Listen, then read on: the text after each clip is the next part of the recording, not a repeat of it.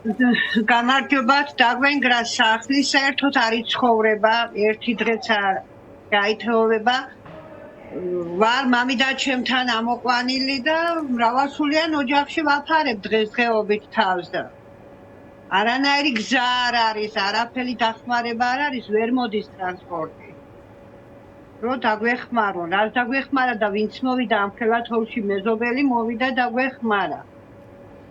და მოსულები ვართ აქ, მრავალშვილიან ოჯახებს ვაფარებთ თავს.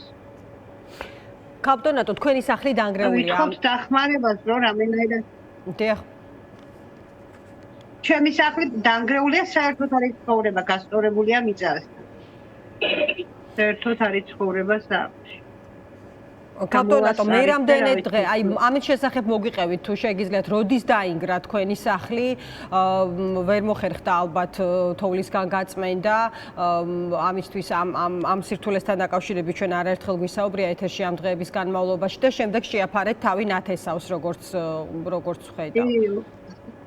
25-ში შუა დღეზე 112-ში დავრეკე, მაგრამ ვერ მოხერხდა, არ იყო გზა, ვერ ამოვიდა ტრაქტორები, ვერ ამოდის არამ თუ მაშინები და მოსულიყვნენ. რაც გამიწია მამიდაშვილებმა ახლოს ცხოვრობენ და გამიწია მაგერმა დახმარება. კაპტონატო, სოფელ ნატანებშია თქვენი სახლი, თქვენ ეხლა დიახ და შემდეგ ზემო ნატანებში და შემდეგ გადაინაცვლეთ ნათესავის სახლში. როგორც დიახ ახლოს ვარ იქ მეხუთე ოჯახია ნათესავი. ფეხით ამოვედით, ამოგვიყვანეთ. ახლომდება. კაპტონატო, თქვენთან ერთად არიან მცირეწლოვანი ბავშვები, როგორც ცნობილია. თქვენ საჭიროებებთან დაკავშირებით რისი თქმა შეგიძლიათ? ძალიან ცუდია, რომ ესეთი შედეგი დადგა დიდთოლობის გამო თქვენს საცხოვრებელთან დაკავშირებით. იმედია გაგიწევენ დახმარებას. რა გჭირდებათ ამ დროისთვის, ანუ ამაზე რისი თქმა შეგიძლიათ? უკვე თქვით, რომ 112-ს მიმართეთ. რა ვიცი, მცირეწლოვან ბავშვების ოჯახში ვარ და აქ ბავშვებსაც ჭირდება დახმარება და ჩვენც რა ვიცი ორი სული ვაწევართ, ვერ გავდივართ ერთად და ყველანაირ დახმარება უნდა. შვილებია 1-2 თვისაა, 1-3 თვის ბავშვი ახალდაბადებულები არის.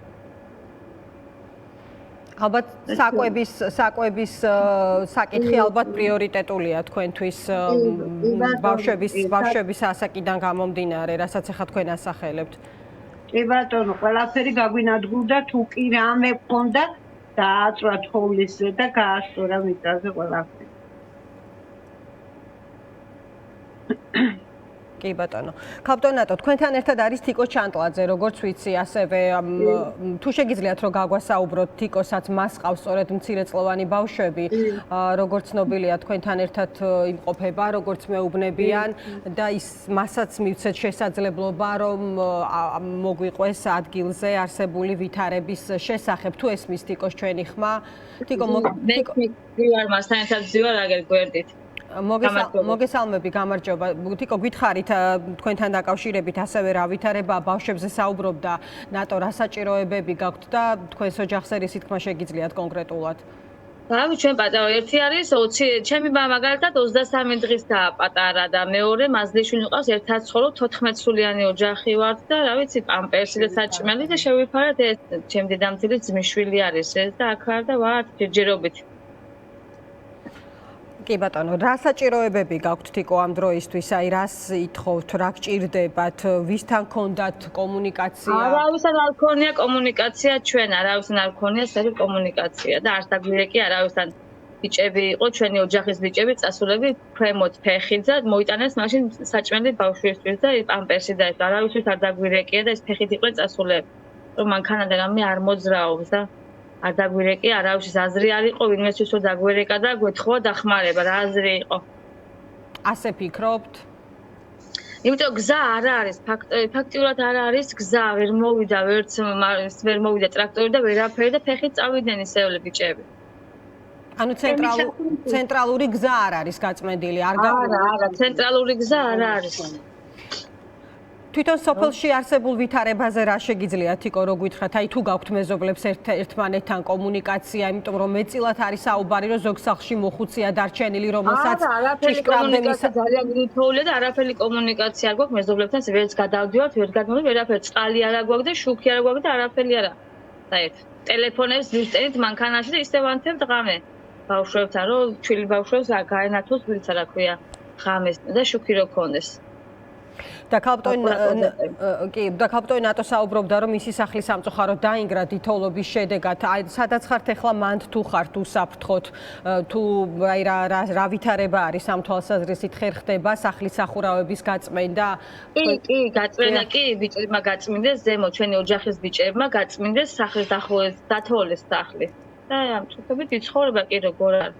ისი აგის ავარიულ მდგომარეობაშია, ეს სახლი მათ ლამასი არ არის, ეხლა მათ დათოვლეს ბიჭებმა და ცხოვრობთ ახლა 14 წლიანი ოჯახი ვართ ამ წუთას და მართ ამდენი ხანია და რა ვიცი მშვიდობა გვაქვს ჯერჯერობით. გასაგებია. ანუ თიკო თქვენი შემთხვევა ის შემთხვევაა, როდესაც არც თქვენ არ დაკავშირები ხართ 112-ს, ანუ სახელმწიფოს მოთხოვეთ მისი ვალდებულების შესრულება. თავადაც არავინ დაკავშირებიათ, ან აღწერის მიზნით რა საჭიროება არის ადგილზე, რომ სახლი გაქვთ? არაფერი საერთოდ, არა. არაფერი საერთოდ. მე მაგამდე ვთხოვდი დახმარებას და კაციშვილი არ მაქცევდა ყურადღებას. თქვენი სახლის მდგომარეობიდან გამომდინარე, ქალბატონატო? კი, განცხადებებით შეტანილი მაქვს ოზურგეთში, მაქვს ხელმოწერა ყველასი, რომ გამოვეყვან იქიდან სვავსაშიში ადგილი იყო, ჩემი მიწები მიდის და მიიღო ხალხმა ძალიან დახმარება ბევრმა და ჩემთვის რა ვიცი, დღემდე მე სურათებიც მაქვს გადაღებული, თუ შეიძლება გადმოგიგზავნით, თუ საჭიროება იქნება და დღემდე სანამ არ მოვყევი ქვეშ, კაციშვილი არ მაქცევდა ყურადღებას. კი ბატონო. დაბზარული იყო კედლები, მანამდე მიწა მიდის, ფუნდამენტი გასული იყო და კედლები დაბზარული იყო. და თქვენს გარშემო სხვებსაც აქვთ ამგვარი საშიშროება, ქალბატონატო, რითი თქმა შეგიძლიათ აი ზემონატანების თქვენი სოფლის მაგალითზე? კი. როგორც წესი ხშირია ხოლმე ავარიული სახლები მაღალმთიან სოფლებში, რაც იმას მიუთითებს, რომ ადგილზე ხელისუფლება კიდევ უფრო მეტი ყურადღებით უნდა იყოს და კიდევ უფრო მეტი ყურადღება უნდა გამოიჩინოს ამგვარი სოფლების მიმართულებით, ხო? და ასეთი მოქალაქეების მიმართულებით. ჩემ კრუგში ყველას აბსოლუტურად ყველას ჩამოწოლილი, ყველას გასახლება, ყველას აქვს მასეთი საშიშროება. ჩემ ჩამოსახლოში. კი ბატონო. ქალბატონატო, ჯერ ბუნებრივია უნდა დასრულდეს ეს ყველაფერი, პირველ რიგში მშვიდობით ეს არის მთავარი და შემდეგ აი როგორ ხედავთ შემდგომ პერიოდს, აი როგორ უნდა დაბრუნდეთ ადგილზე, აი ამ რას აპირებთ ამ თვალსაზრისით, მიმართავთ ხელისუფლებას დახმარების მისაღებად, რომელიც ვალდებულია რომ აღმოგიჩინოთ დახმარება, თუ აი რა ნაბიჯების გადადგმას აპირებთ შემდგომ პერიოდში, ცხადია, იფიქრებთ იმაზე, რომ მოხდეს თქვენი სახლის აღდგენა და დაბრუნდეთ თქვენს მიწაზე. კი ბატონო, მიმართავ რომ მინდა დახმარება და ჩემ ადგილზე ვიცხოვრო, მე წამსვლელისად ვარ. ცოტას გამოვწევ წინ და რაღაცა დახმარებას ვითხოვ, რომ მომეხმარონ და გამოვწევ წინ ავაშენებ ცოტას მაინც რაღაც. და ვიქნები ჩემს ეზომიდან მოში, რა ვიცი, უნდა წევიდე. დიდი მადლობა, ძალიან დიდი მადლობა დაგემშვიდობებით, უსაფრთხოდ ყოფნას გისურვებთ პირველ რიგში. ეს იყო ნატო მიქაძე, რომელიც სოფელ ნატანებიდან საუბრობდა დღის